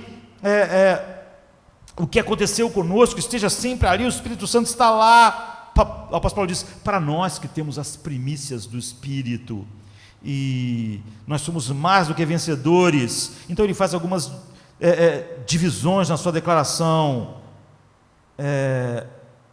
Ele diz: eu estou certo. Ele está dizendo: eu estou persuadido Paulo está dizendo o seguinte: eu não estou falando isso para vocês nessa carta porque eu estou emocionado. Aí eu fico emocionado, eu falo essas coisas que tribulação não pode, nada pode, que nada vai fazer, que nada, que eles podem te torturar vocês, matar vocês, mas vocês vão ficar firmes. Não, eu não estou emocionado, não é isso. Ele está dizendo, não é uma emoção, eu não estou sendo otimista, não é um argumento ad hominem, tampouco está apenas esperando, eu tenho uma esperança que os eleitos resistam, eu tenho uma esperança que eles consigam. Não é isso. Eu estou certo. De que ele está certo? É interessante notar que no original eu estou persuadido, ou eu fui persuadido, ou seja, ele coloca a expressão na voz passiva, não é eu me persuadi, eu concluí, não é isso que ele está dizendo. Eu cheguei por um processo de persuasão a essa conclusão estabelecida, é o que ele está dizendo. Eu fui persuadido por alguém. Esse é o verdadeiro conteúdo da frase. Ele não me persuadiu assim, eu não me convenci dessas coisas. Eu sou passivo, eu fui persuadido. O resultado é que, em consequência desse processo de persuasão, ele chegou a uma conclusão decisiva: eu estou certo. É uma certeza absoluta, além de qualquer dúvida, além de qualquer coisa que alguém possa se levantar. Um verdadeiro cristão, um homem eleito por Deus, chamado por Ele no tempo, nunca será algo diferente do que mais do que vencedor em todas as aflições. É o que ele está dizendo. Eu estou certo. Como isso aconteceu? O resultado da sua consideração da verdade, como foi revelada, ele foi levado a essa conclusão pela evidência colocada por Deus diante dele. O propósito de Deus em tudo o que foi dito no versículo 28, de que tudo cooperará para o nosso bem, Paulo diz: coopera! Não é uma expressão de otimismo, tudo coopera para o bem dos que Deus escolheu. Nada leva eles para longe de Cristo, nada leva eles para longe da alegria em Cristo, tudo coopera. A tribulação gera esperança neles, em Cristo.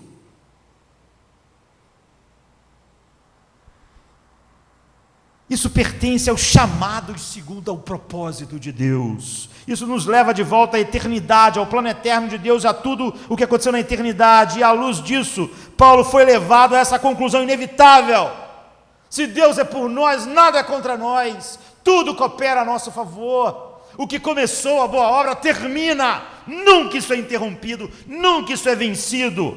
Qual é a sua conclusão então do que Paulo diz que está certo? Ele não está persuadido de que as circunstâncias vão melhorar no Império Romano. Gente, não fica tão desesperado porque as aflições vão diminuir.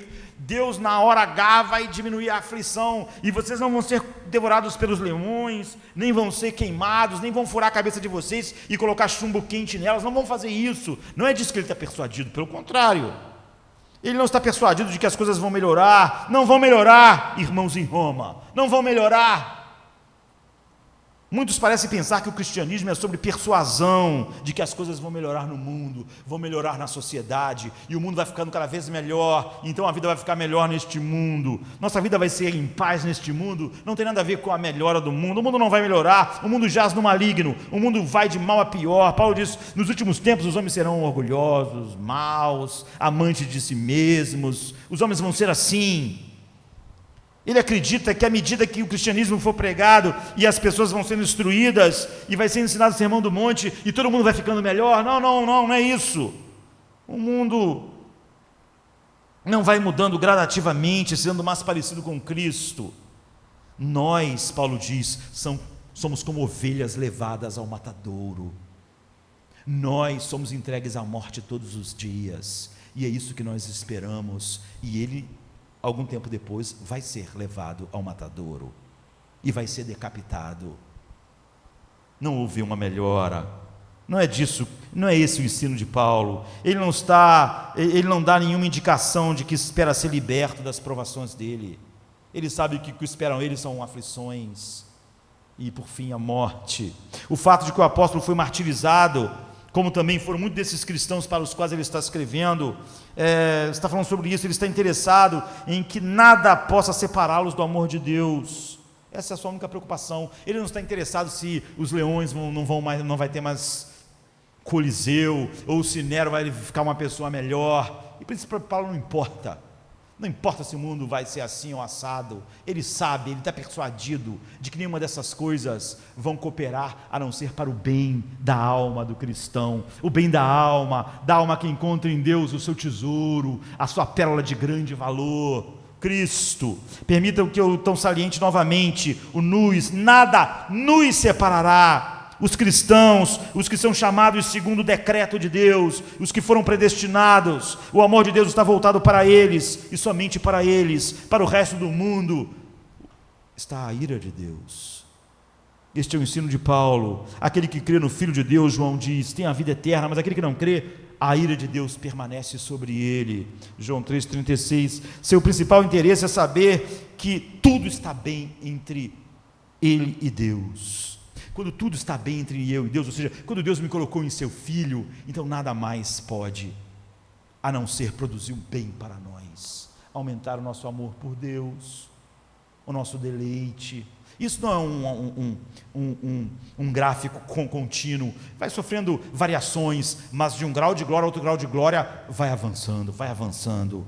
Nisso ele se regozija, nisso ele é feliz. Paulo está dizendo: faça o mundo o seu pior. O que eles farão? Vão nos decapitar, vão nos torturar, vão nos queimar na fogueira, como John Bradford, o puritano, falou. Eles vão me queimar esta noite eu estarei ceando com Cristo.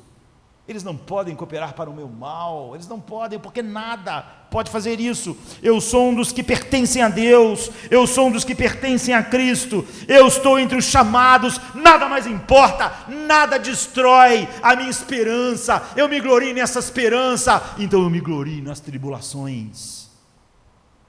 Ele está persuadido, Paulo, do amor de Deus que está em Cristo Jesus, nosso Senhor. É isso que faz Paulo feliz. Deus me amou na eternidade, Deus me separou, eu, um blasfemo que o odiava, Ele me deu o seu Filho. O apóstolo Paulo chama isso de o dom inefável de Deus, Cristo. Que ele acrescenta essa palavra em Cristo Jesus nosso Senhor, porque Deus não nos dá nada fora de Cristo, Ele não nos ama fora de Cristo, não se deleita em nós fora de Cristo, não existe nada fora de Cristo, mas em Cristo você tem tudo. Se um homem está em Cristo, ele tem todo o poder do céu operando para o bem dele, todo o poder do Pai, do Filho e do Espírito Santo. Nada pode cooperar para o mal deles. O amor de Deus está sempre em Cristo e sempre se manifestando. Tudo, se o amor do Pai está em nós, em Cristo, então a sua paz está, a sua graça está, todas as coisas estão. Muitas pessoas falam do amor de Deus como uma concepção filosófica, não é? O amor sem poder, ou então o amor que está separado de todas as bênçãos espirituais em Cristo Jesus. Eles falam do amor de Deus mas o amor de Deus é santo, é onipotente, é soberano. O amor de Deus cria o que Ele quer. Ninguém jamais conhecerá o amor de Deus, exceto aquele que foi levado pelo Pai a Ele. E quem o Pai leva ao Filho, o Pai dá um coração que ama o Filho, se deleita no Filho, se alegra no Filho, tem paz no Filho. Ele é o nosso príncipe da paz. Vocês devem só podem crer na verdade aqueles que creem em toda a verdade de Deus. Todo o amor de Deus está em Cristo, e se nós estamos em Cristo, todo o amor dele está em nós. E o Evangelho, Paulo diz no início dessa carta, eu não me envergonho dele. Por quê? Porque ele é a boa vontade de Deus, porque ele é a tentativa de Deus, porque ele é o poder de Deus para a salvação. Ele é o poder que faz o que Deus decretou na eternidade. É por isso que eu não me envergonho. Eu tenho medo de pregar em Roma? Eu não. Por quê? Porque o Evangelho é o poder de Deus. Essa é a base do apóstolo Paulo. Eu estou persuadido. O cristianismo não é budismo. Nós não estamos tentando pregar o evangelho para você, com suas forças, tentar aplicar isso. Nós estamos falando que na eternidade Deus escolheu um povo, que Ele chamou para si, que todo o poder onipotente de Deus está operando em seu amor, e que Ele começa algo, e que isso nunca termina, e por causa disso, o cristão é mais do que vencedor em todas as aflições, porque Deus está fazendo tudo cooperar para o seu bem. As aflições produzem o oposto. O espinho na carne de Paulo produziu o quê? Produziu humildade, produziu um deleite na graça de Deus. Todas as coisas que no mundo produziriam coisas ruins, em nós produz outra coisa. Depois, igualmente, o apóstolo nos dá os fundamentos da sua persuasão. Nada poderá nos separar do amor de Deus que está em Cristo Jesus. O amor de Cristo e o amor de Deus são um. Então no final ele repete: nada nos separar do amor de Deus. Ele tinha falado: nada nos separar do amor de Cristo, nesses mesmos versos. Então o amor de Deus, o amor de Cristo, o amor do Espírito Santo é o mesmo amor, é o amor de Deus. O que importa é o amor de Deus por nós, não o nosso amor por Ele. É o amor dele que sustenta o nosso amor, é o amor dele que nos deu a alegria em Cristo, é o amor dele que nos deu a paz em seu Filho. E o nosso amor, se fosse a base, seria um elo fraco, seria a corrente arrebentaria, mas nada é sustentado pelo nosso amor. O nosso amor é sustentado pelo amor dele. Então, graças a Deus, a minha salvação não depende de algo em mim, mas do amor de Deus que foi colocado em mim na eternidade. Agora, esse amor faz tudo cooperar para o meu bem. A onipotência de Deus, do seu amor, está efetuando. O amor de Deus não é igual ao amor meu que eu tenho pelo Mateus, pelo Tomás, que fico ali querendo que tudo dê certo. Mas o que meu amor pode fazer? Nada. Pode dar tudo errado. Mas o amor de Deus é um amor onipotente. Ele opera o querer e o efetuar. Ele começa e ele termina. No capítulo 1 da sua primeira epístola, o apóstolo Pedro diz assim: bendito seja o Deus, o Pai do nosso Senhor Jesus Cristo, que segundo a sua grande misericórdia nos regenerou, ou nos gerou de novo, para uma viva esperança. Por que o homem foi regenerado? Por uma esperança que nunca morre. Ah, mas a esperança morreu. Então não foi regenerado. Pela ressurreição de Jesus Cristo dentre os mortos, para uma herança incorruptível, incontaminável, e que se não pode murchar, guardada nos céus para vós, que mediante a fé sois guardados pelo poder de Deus. Então Ele nos regenerou, nos deu uma fé nele, e agora o poder dele nos guarda para a redenção,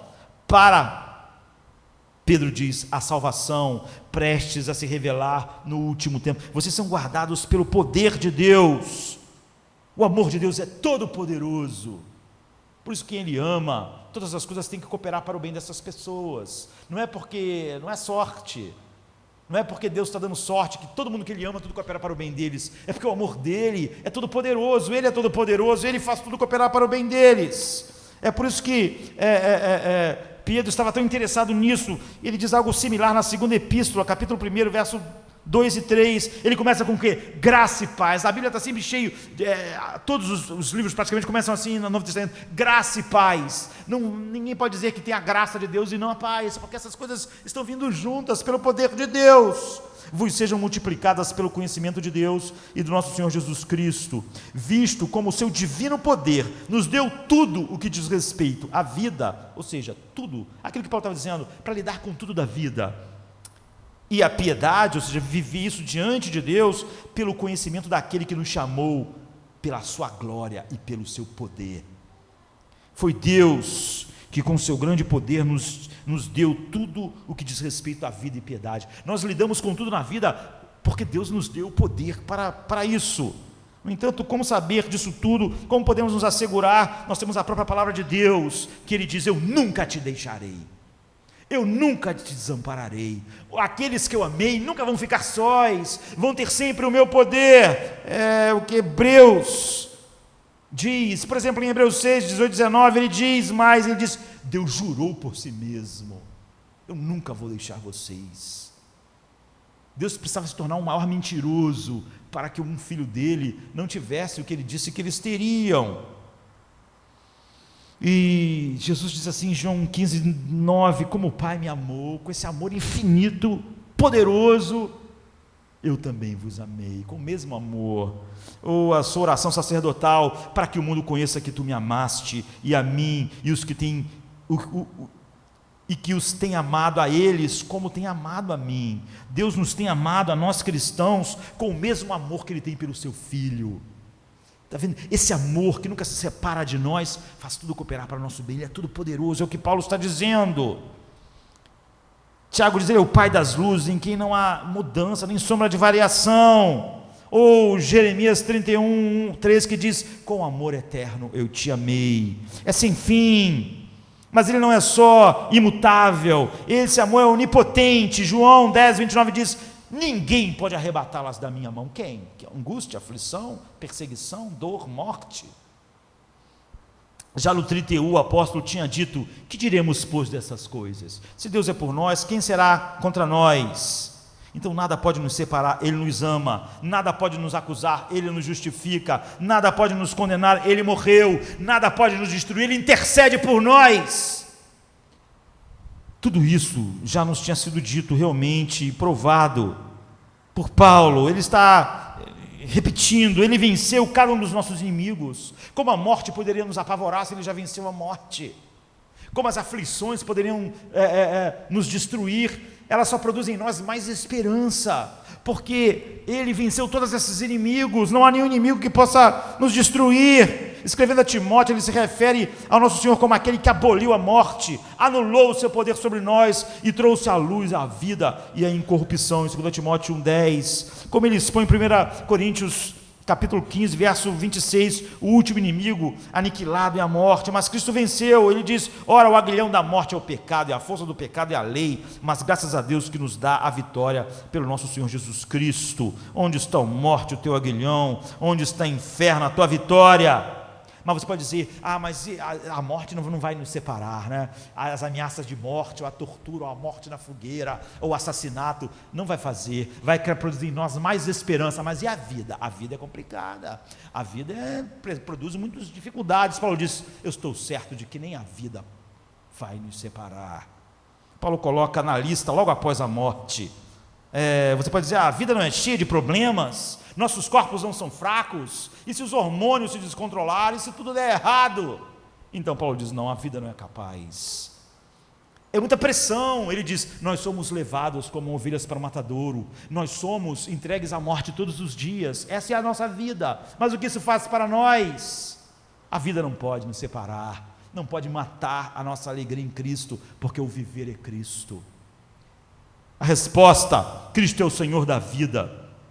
Falando a João na ilha de Pátimos, em Apocalipse 1,18, ele diz assim, eu, o que vivo e fui morto, mas eis aqui estou vivo para todo sempre, amém, e tenho as chaves da morte e do inferno. Ele é o Senhor da nossa vida, então a vida nunca vai poder nos separar disso. Vocês não precisam temer a vida, os problemas, a tribulação, a aflição, tudo que compõe a vida, eles não podem nada. Paulo, eu estou certo de que a vida não pode, a morte não pode, nem a vida nunca vai separar alguém que Deus amou do seu amor. Portanto, todas as coisas na vida vão cooperar para o bem delas, e não para elas não se desfrutarem de Cristo, mas o oposto.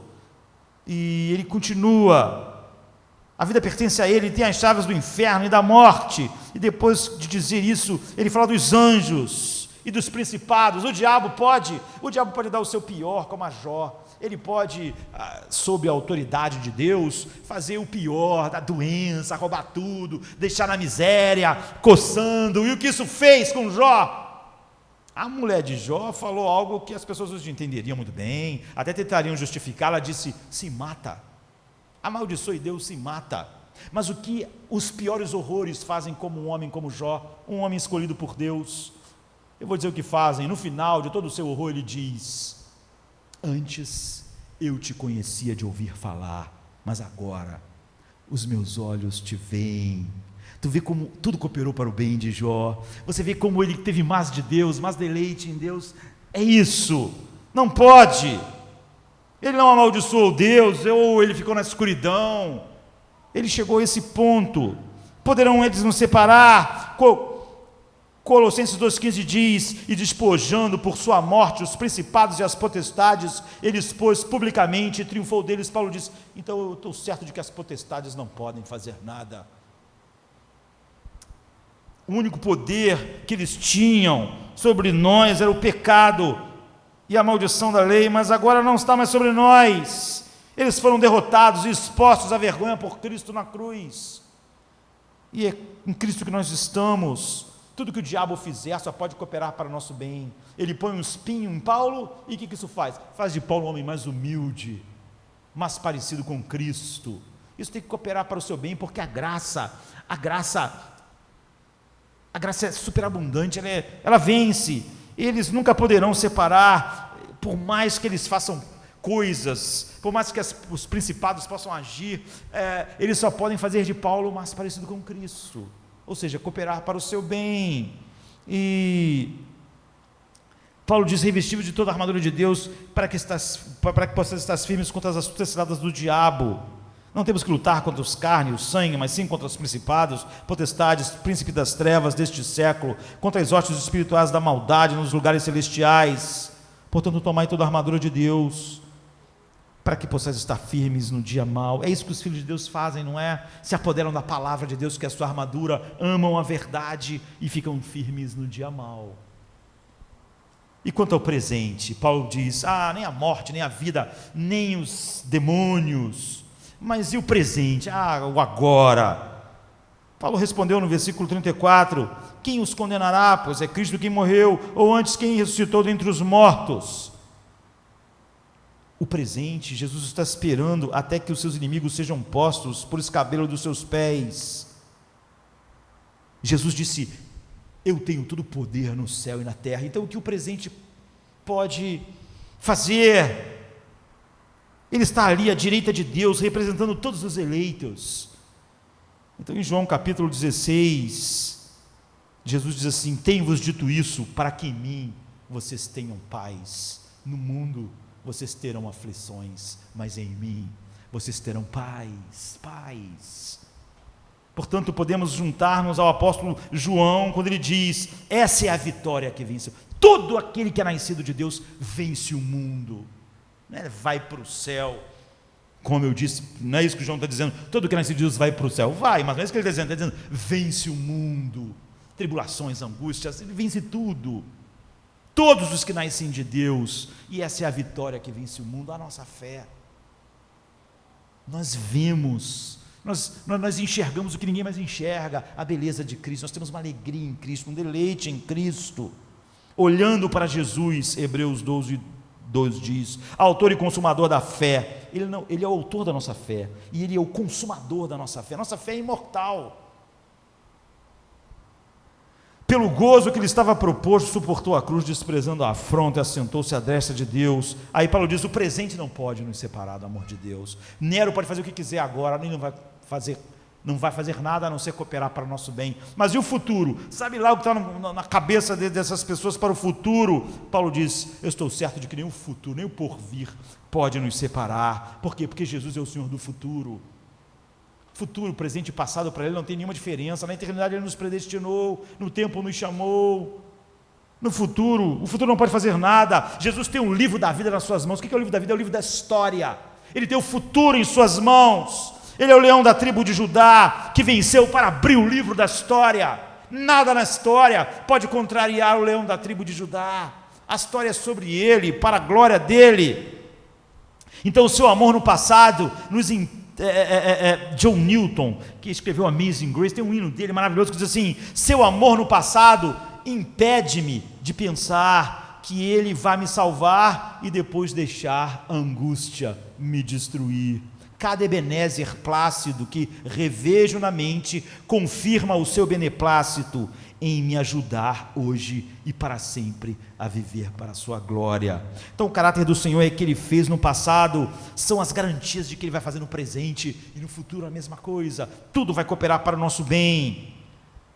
E Paulo diz: e a altura? E as coisas mais altas que você pode imaginar? Porque Paulo levanta as objeções para dar as respostas. Ele diz: vocês podem pensar em algo tão grande, tão alto, que esmaguem, um tribulum tão grande, não é? Ele diz: eu estou certo que nem a altura. Aí as coisas mais profundas do inferno, eu estou certo de que nem o inferno. Eu estou certo, eu não estou falando uma opinião, eu não me persuadi, eu fui persuadido. quando Deus tirou Jesus dos mortos, por exemplo, Efésios 1:20 diz assim: ressuscitando dos mortos e pondo à sua direita nos céus, acima de todo principado, poder e potestade e domínio, e todo nome que nomeia, não só neste século, mas também no vindouro. Ele é exaltado, Deus o exaltou soberanamente, Ele deu um nome que é sobre todo nome, o inferno, a altura, a profundidade. Você não vai conseguir enxergar nada acima nem abaixo que pode fazer alguma coisa que não vai cooperar para o bem daqueles que amam a Deus, Paulo está dizendo. E Paulo diz assim em Efésios 4, 8 e 9, pelo que diz, subindo ao alto, levou o cativo o cativeiro e deu dons aos homens. Ora, isto, ele subiu, que é senão também o que desceu às partes mais baixas, ou seja, a morte. Quanto temor inspiram altura, profundidade, inferno, potestades. Paulo diz, é ridículo, Nero é ridículo, as potestades, nós não vencemos essas coisas, nós não vencemos as potestades, os principados, Nero, as tribulações, nós destruímos, nós somos mais do que vencedores sobre essas coisas. Ela não é que a gente consegue sair esfarrapado do outro lado, nós triunfamos sobre elas, elas só produzem em nós mais esperança, mais deleite em Cristo. Não temos necessidade de nenhum temor, Cristo desceu às partes baixas, Cristo venceu todos os inimigos.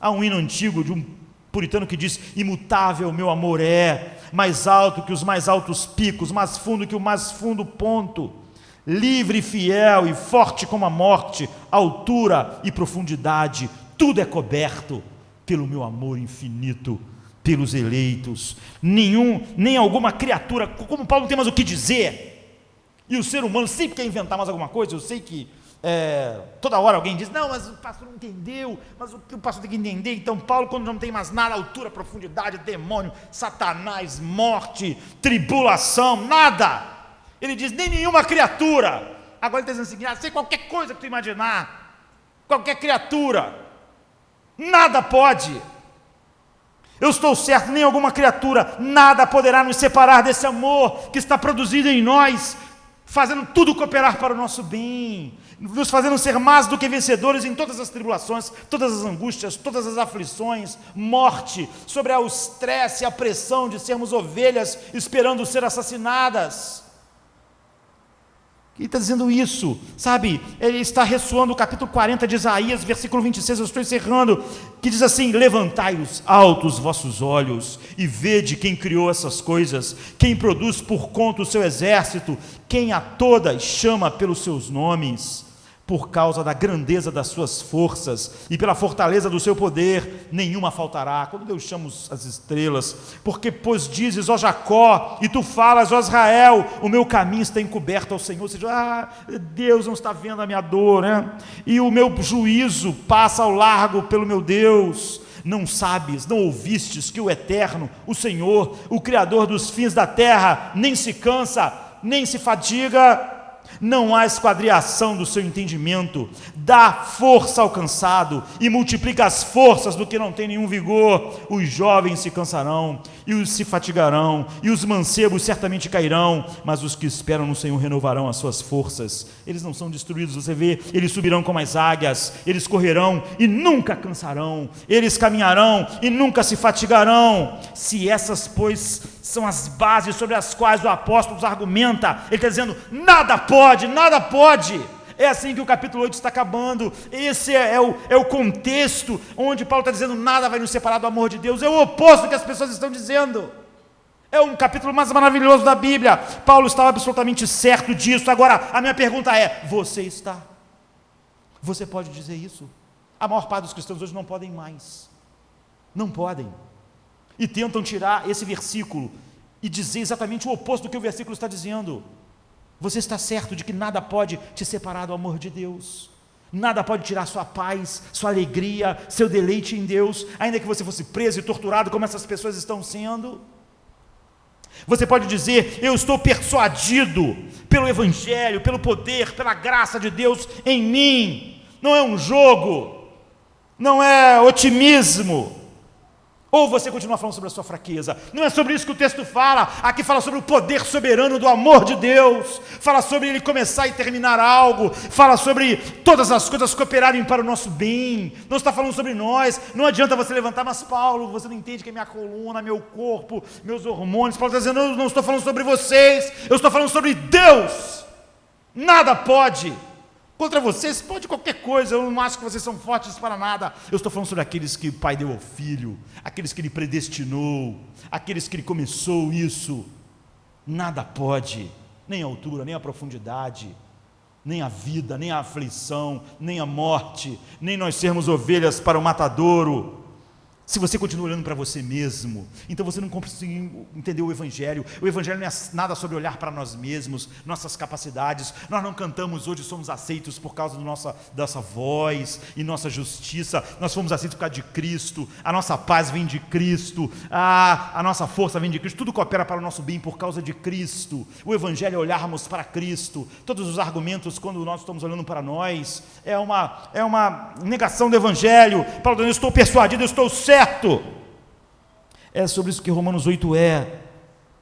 Sabe, se você não puder dizer isso, você não está entre essas pessoas. O que Paulo está dizendo é o seguinte: o que Deus começa, Ele conclui. Sua promessa, Paulo diz em 2 Coríntios 1:20, porque todas quantas promessas há de Deus, tudo que Ele prometeu em Cristo, eu vou ser sua paz, eu vou ser sua alegria, eu sou seu Salvador, as tribulações vão cooperar para o seu bem, todas as promessas de Deus são nele, sim, e por Ele o amém, para a glória de Deus, por nós. Ou seja, cada promessa em mim é o sim e o amém em Cristo. Jesus é o sim e o amém para todas essas promessas, todas as doutrinas da reforma aponta porque do Senhor vem a salvação. Deus faz isso, não é o homem. Quanto a mim, Paulo diz, já estou persuadido, já me rendi há muito tempo, de que não importa o que o Império Romano faça, nada vai separar os eleitos do amor que eles têm por Deus, do amor que Deus tem por eles, produzindo neles tudo de bom. Tudo mal desse mundo vai produzir coisas boas neles, vai cooperar para o bem deles, vai cooperar para o bem deles.